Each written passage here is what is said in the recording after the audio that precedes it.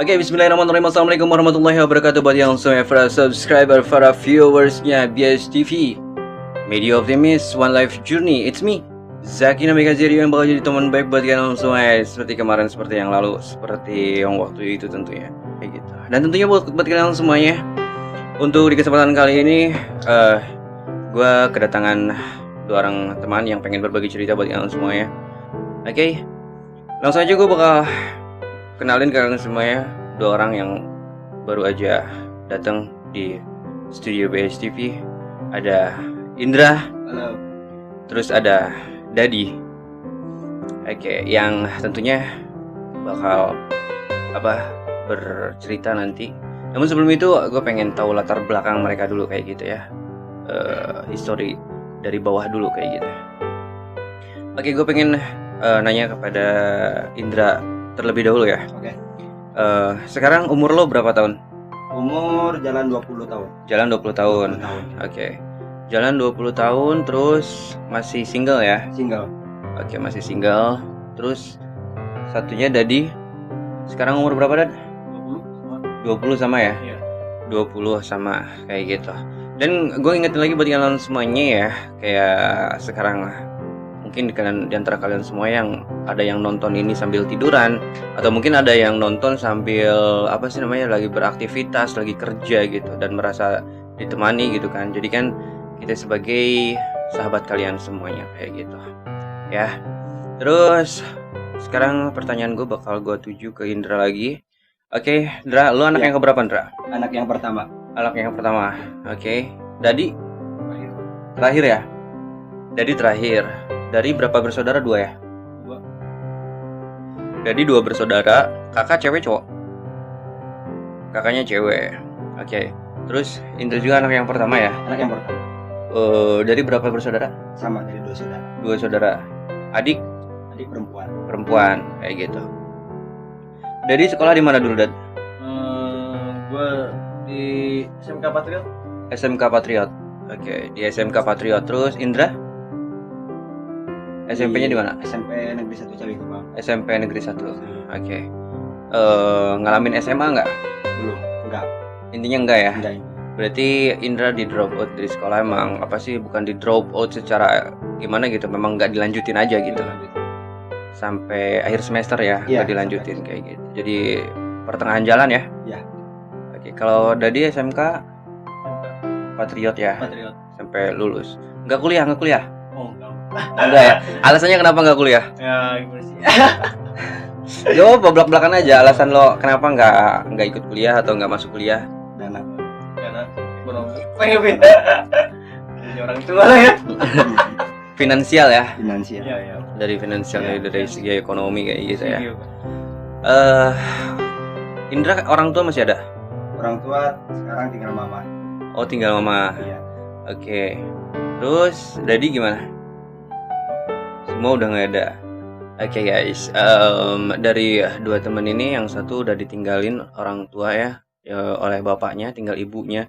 Dan yang satu ini saudara Dadi itu udah ditinggalin sama kedua orang tua. Dan kebetulan juga baru masih kemarin-kemarin ya.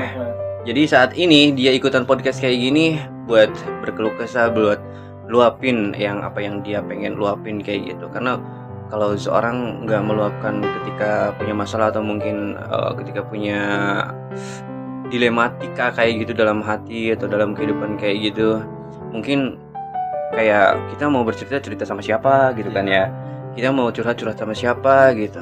Nah, ini kesempatan kalian berdua untuk bercerita dan curhat kayak gitu, secara apa yang pengen lo sampein ke mereka, apa yang sekiranya nggak mau lo sampein ke mereka, ya udah nggak usah sampein gitu kan ke mereka ya. Kalau setidaknya itu hal yang pribadi banget gitu ya, nggak usah kalian ceritakan kayak gitu. Oke, tanpa basa-basi lagi, gue pengen tahu cerita dari Indra dulu ya. Kita pengen tahu cerita dari Indra dulu. Apa nih? Lo punya cerita apa? Sekiranya itu adalah cerita yang memang berkesan buat lo dan gak bisa lo lupain gitu kira-kira.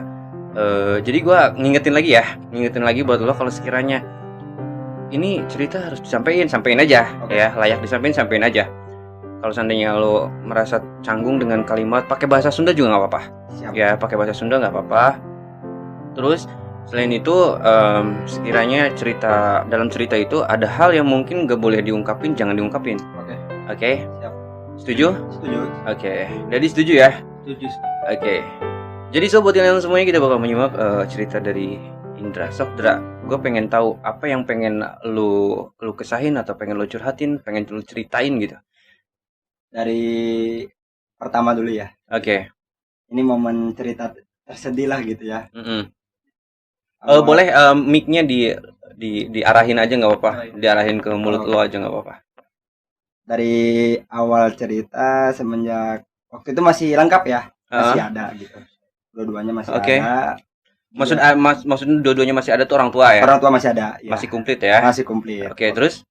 Nah, orang tua masih komplit. Di situ ada problem ya di kekeluargaan sampai mengakibatkan bercerai. Oke. Nah, dari bercerai itu gimana ya? Kacau lah ya kan. Yang sebagai jadi anak kacau. Kok bisa begitu orang tua saya gitu kan. Udah gitu dengan melampiasin saya turun ke jalan. Pada saat itu turun ke jalan, ikut-ikut ya kayak begitulah, kayak anak-anak di luaran gitu. Kayak anak broken home. Broken home. Di situ saya di jalan Maksudnya lo jadi anak broken home itu mungkin pada saat itu jadi anak yang mungkin bukan lebihnya sih bukan apa sih ya, bukan pembangkang atau apa. Maksudnya mungkin karena broken home itu mungkin cara lo buat ngelampiasin gitu. Ngelampiasin gitu kan. Oke. Terus sampai di jalan itu sempat lama ya. Sempat lama. Waktu itu juga waktu pernah dicari tuh. Sama mama kan. Sampai bawa kayak aparat itu polisi. Aparat polisi, terus kedua kalinya sama bapak. Sama bapak dicariin gitu. Cuman di situ saya yang ngumpet kan, maksudnya gak mau pulang dulu ke rumah gitu. Karena kan agak takut inget ke situ lagi. Soalnya pas cara itu saya nyakiin langsung di rumah gitu. Udah gitu alhamdulillahnya dapat pekerjaan di situ saya tuh. Ada yang ngajakin kerja sama saya. Nah, berangkat dong saya ke Jogja ya. Kata Yogyakarta gitu. Di sana saya kerja nggak lama cuman butuh waktu 3 bulan doang itu. 3 bulan. Iya 3 bulanan, kurang lebih 3 bulanan. Kan bapak saya ada warung kan ya di daerah Jakarta. Udah gitu bapak waktu itu kena sakit, dia sakit. Jatuh sakit. Udah itu kan nggak bisa ngejalanin warung. Jadi saya yang dari Jogja nggak bisa ngejalanin usaha gitu. Saya berangkat dari Jogja ke Jakarta gantiin itu lagi. Ngehandle warung. Tapi ketika lo tahu orang tua lo sama ya pokoknya orang tua lo bercerai kayak gitu ya. Iya. Ketika lo tahu depresi nggak apa gimana gitu perasaan lo? Depresi banget. Depresi ya. Jatuh hancur. Oke. Udah kayak dunia udah gelap. Terus setelah lo berangkat ke Jakarta gimana? Setelah berangkat ke Jakarta ya saya terusin itu warung handle sampai ke 2 bulan. Nah, di situ saya berangkat lagi ke Yogyakarta kan. Berangkat ke Yogyakarta itu waktu malam hari ya, waktu malam. Kebetulan bapak lagi arah pulang tuh. Kan posisi waktu itu ada di Jakarta. Arah pulang ke Kuningan ke rumah. Nah, sorenya dia nyampe, malamnya saya berangkat ke Yogyakarta. Singkat cerita dalam waktu seminggu, ngedenger dapat telepon di pagi hari itu, katanya bapak udah nggak ada. Innalillah. Kata saya, kira saya bercanda kan, ya namanya orang takutnya. Dikira ngeprank ya? Iya, takutnya gitu doang kan, nggak baik lah gitu ya. Udah gitu ya, emang benar kejadian meninggal dunia. Di situ meninggal dunia, saya udah nggak bisa apa-apa di situ. Ya cuman ya udah pasrah ya udah jatuh gitu. Oke. Lalu mau pulang juga nggak ada mobil yang arah Kuningan. Pada stop semua. Mau mudik gitu ya? Iya, mau pulang mau nyaksiin terakhir kalinya. Iya. Cuman dia doang yang terakhir nyaksiin bapak saya ada. Oke. Terakhir kalinya dia ini. Cuman saya kan lagi posisi di rantau kan. Oke, jadi buat kalian semuanya, mereka itu bukan apa-apa, tapi memang mereka itu bukan saudaraan sih sebenarnya. Jadi mereka itu dari hidup bermainnya tuh dari kecil ya. Jadi Dadi sama Indra itu sudah dari kecil berteman kayak gitu. Iya. Terus setelah itu? Nah pas bapak saya ketahuan meninggalnya itu setelah dia nguploadin video mohon maaf foto. Jadi dia kan kayak ngepapin subuh dulu bro. Nah di WA-nya itu meninggalnya di jam 5:30 pagi, tepatnya di 5:30 pagi waktu nenek mau ngambil termos kan ya di rumah yang satunya itu kan berdepan-depanan rumahnya. Sakit dulu nggak sih? Sakit dulu, dia sakit dulu. Oh sakit dulu. Sakit yang paling lama itu hulu hati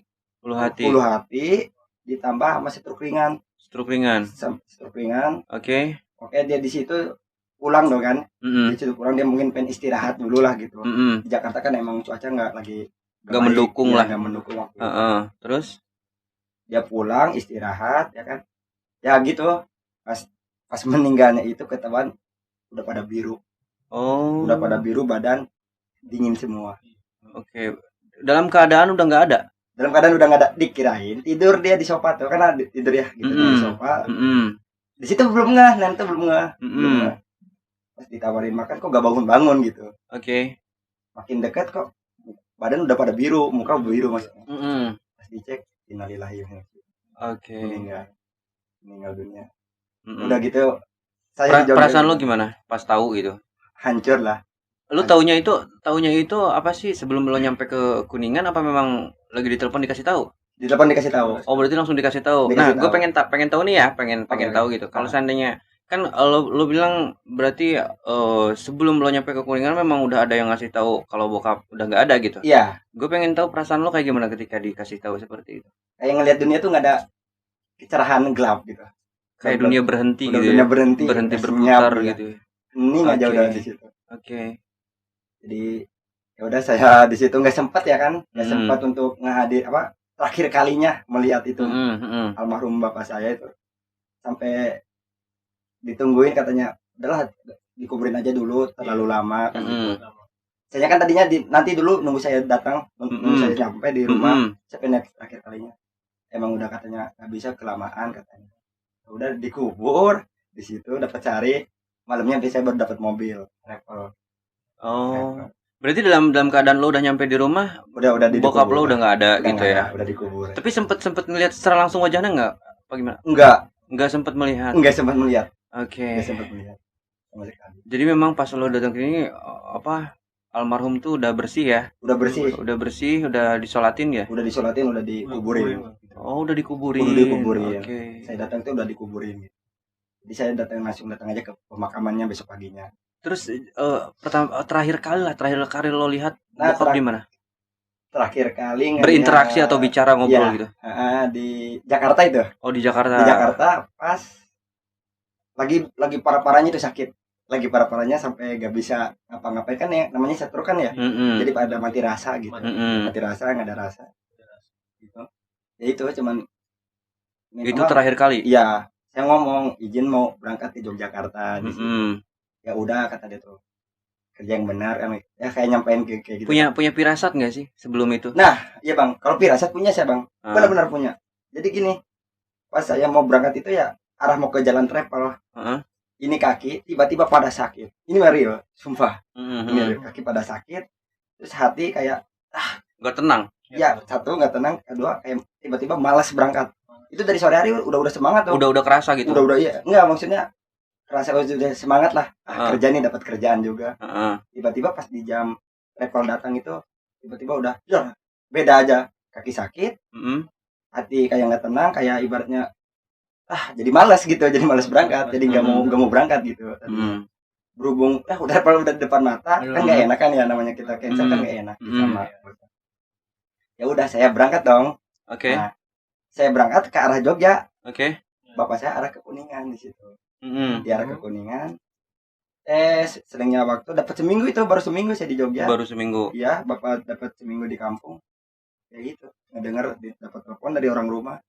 Udah nggak ada. Oke. Gue pribadi turut prihatin ya. Gue pribadi turut prihatin dengan apa yang lo rasain di momen itu karena setidaknya gue juga pernah ada di posisi lo gitu kan. Iya. Terus ya udah di situ ya makin hancur soalnya hancurnya gak sempat ngelihat terakhir kalinya. Yang pertama yang kedua belum ngecumponin lah kalau bahasa Sundanya ya. Oke, ngecumponin, ngewujudin ya, kepengen dia gitu. Oke. Jadi itu momen yang nggak bisa dilupain. Masih ada. Jadi masih tersirat dalam masih benak, dalam pikiran ya. Dalam pikiran. Kayak gitu. Karena emang apa sih namanya, ketika kita ditinggalkan oleh orang yang mungkin kita sayang gitu ya. Pasti hati kita kayak nggak ikhlas gitu kan. Kayak nggak ikhlas, kayak nggak terima. Tapi selain itu juga kesadaran kita memaksa gitu. Kesadaran kita memaksa untuk merelakan gitu kan, karena memang kan semua kullu nafsin dha'iqatul maut gitu kan. Semua orang yang bernafas atau semua makhluk yang bernafas ciptaannya gitu, ciptaan Allah Subhanahu wa taala pasti akan menghadapi mati. Kita juga bakal mati suatu saat nanti gitu kan. Dan kita nggak tahu umur kita ya. Umur kita nggak tahu kapan sampai kapan kayak gitu kan. Tapi ya sebaik mungkin atau sebisa mungkin kita selalu melakukan yang terbaik gitu kan. Kayak gitu. Terus ada kelanjutannya nggak? Ya di situ sempat turun lagi kan ya ke jalan, jadi ngebuang unek-unek lagi. Depresi lagi. Ya depresi yang terberat itu, yang pas mendengar bapak udah nggak ada. Di jalan itu. Jadi hidup di jalan gitu jadi ya. Hidup di jalan. Ya supaya nggak keingetan terus gitu. Soalnya gimana ya? Biasanya kalau orang depresi terus langsung turun ke jalanan kayak gitu, biasanya gitu orang seperti itu tanpa arah tujuan ya. Tanpa arah tujuan. Kita nggak punya tujuan gitu ya. Iya. Kesana kesini luntang. Jadi kalau orang jalan-jalan bawa motor, gimana ban depan aja lah gitu. Gimana ban depan aja. Anjir. Gimana ban depan aja lah. Depan aja. Nggak ada tujuan gitu kan. Ngikutin arah. Padahal nggak sadar ya dianya sendiri yang bawa gitu. Iya. Kayak gitu. Kayak ada orang yang bilang gini, apa sih namanya? Lo mau kemana? Gue lagi ngikutin sendal jepit gitu. Istilahnya kayak gitu kan kalau dulu mah gitu kan. Itu tanda kalau kita tuh emang nggak ada arah tujuan gitu, mau kemana gitu kan. Terus ketika di jalan gimana perasaan lo gitu? Sekarang udah kerja kan sekarang? Sekarang udah kerja alhamdulillah. Jadi nerusin ngehandle warungnya almarhum bapak saya. Oke, ngehandle lagi gitu seperti biasa gitu ya. Berarti kejalannya itu hanya untuk melampiaskan aja gitu. Melampiaskan doang ya. Oke, karena memang masih baru-baru ya, masih baru-baru kayak gitu, nggak tahan mungkin kan, nggak tahan dengan perasaan yang emang bener-bener ngerasa hancur gitu kan. Iya. Jadi turun lagi ke jalan terus, tapi sekarang udah normal lagi kan, maksudnya udah jauh dari depresi kan sekarang. Ya alhamdulillah untuk sekarang ya udah lupa lah ya ibaratnya. Oke. Udah lupa kejadian yang udah gitu kan. Oke. Di situ langsung fokusin ke warung kan, ke perusahaan ya, ekonomi lah gitu kan. Ke ekonomi soalnya kan setelah bapak nggak ada kan ekonomi udah nggak ada yang nanggung lagi gitu. Iya benar. Jadi kita nanggung sendiri. Apalagi kan saya punya adik perempuan nih ya. Adik perempuan yang harus dijadikan tanggung jawab. Iya gitu disekolahin gitu. Oke. Mau nggak mau kita harus jadi tulang punggung keluarga. Mau nggak mau kita harus terjun. Mau nggak mau kita harus bisa memaksakan diri. Capek gak capek ya harus. Gitu. Iya. Tapi gue yakin bukan cuma lo doang, Dra. Iya. Di luaran sana seperti viewers, para subscribers juga mereka pernah mengalami hal itu kayak gitu. Dan mereka juga pernah depresi pada waktunya. Dan mereka juga pernah kehilangan orang yang kita disayang oleh mereka lah kayak gitu, yang kita sayang kayak gitu. Terus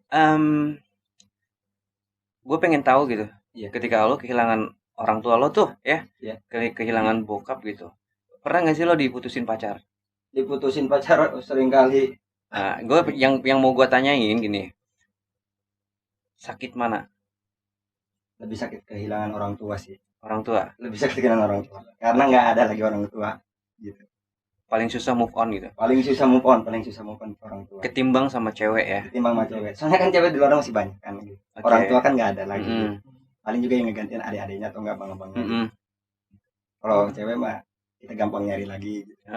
Cewek mah begini, kalau kita dompetnya tebal, gak mungkin dia ninggalin. Walaupun muka kayak jelek kayak gini juga, gak mungkin. Iya, uang bicara. Uang yang nentuin. Gitu. Meskipun uang gak punya nyawa gitu. Tapi uang yang berbicara gitu kan. Iya, itu jimat perempuan, jimat laki itu. Oke. Benar.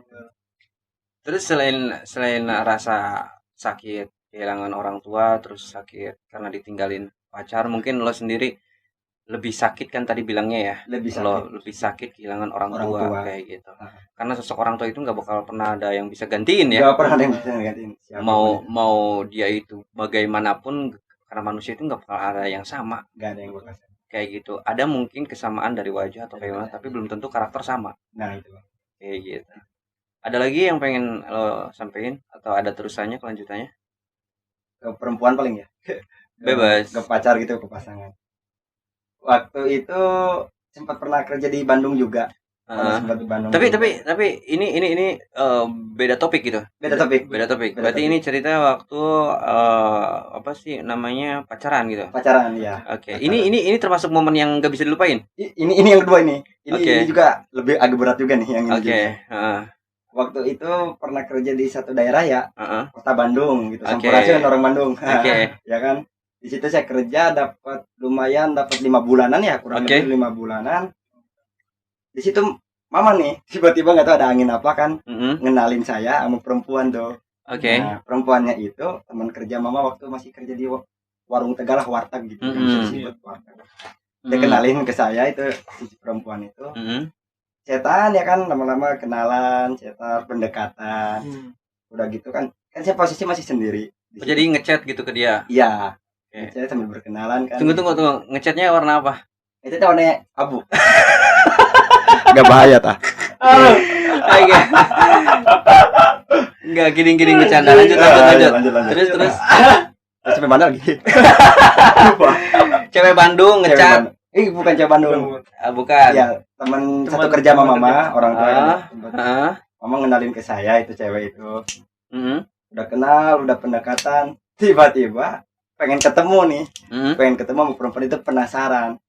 Nah udah gitu saya minta izin ke bos, sampai saya ya nipu bos ya kan, pokoknya mau pulang lah gitu kan, padahal mau ke Jakarta kan gitu. Pengen ketemu dia gitu, penasaran. Alibi gitu ya. Alibi. Terus emang begitu bang, soal percintaannya. Udah gitu dengan singkat cerita sampai di Jakarta ketemu tuh. Tapi gini, dari dia muka pas-pasan tapi skillnya roman picisan. Betul. Roman picisan. Oke, lanjut. Terus emang gitu ya. Kalah wanita juga. Ya. Setelah sampai di Jakarta, ketemu tuh, salingnya bercanda kayak biasanya dibilang anak sekarang labil lah gitu kan. Berarti awal kenal tuh di telepon. Awal kenal dikenalin sama mama ya, lewat telepon dulu gitu. Iya, berarti lewat telepon dulu. Sebelum ketemu gitu. Sebelum ketemu itu. Posisinya lagi di Bandung gitu. Posisinya lagi di Bandung, lagi kerja. Lagi kerja saya itu. Terus tiba-tiba akhirnya endingnya ketemu di situ. Ya, udah sampai Aplus kan, warung Aplusan ya di situ ya. Nah, perempuan itu dia pulang ke kampungnya. Saya juga pulang ke kampung Kuningan gitu. Terus singkat cerita lagi ketemu lagi terakhir kali pas saya main ke rumahnya di daerah Serang, Banten. Oh, dia orang Serang. Orang Serang, Banten. Iya. Anjir, gue jadi kepikiran orang yang itu yang kemarin tuh. Aduh. Serius. Dia juga sama masalahnya, Dan. Anjir.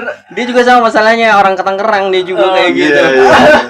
Yang sebelum video itu yang gue ceritain tentang sosok perempuan yang misterius ya. Kalau seandainya kalian pengen tahu siapa perempuan yang misterius itu, yang mungkin apa sih namanya, nyari seseorang tapi nggak nyambung gitu, nyari apa gitu, nyari si A gitu, cuman nyemperinnya tuh si B gitu. Gua sama si Dari jadi korbannya kayak gitu. Panik gua anjir. Sama gitu. Dan kebetulan apa, ceweknya Indra juga orang Tangerang. Orang Banten ya. Orang Purworejo kalau orang ini mah. Terus setelah itu. Nah, di situ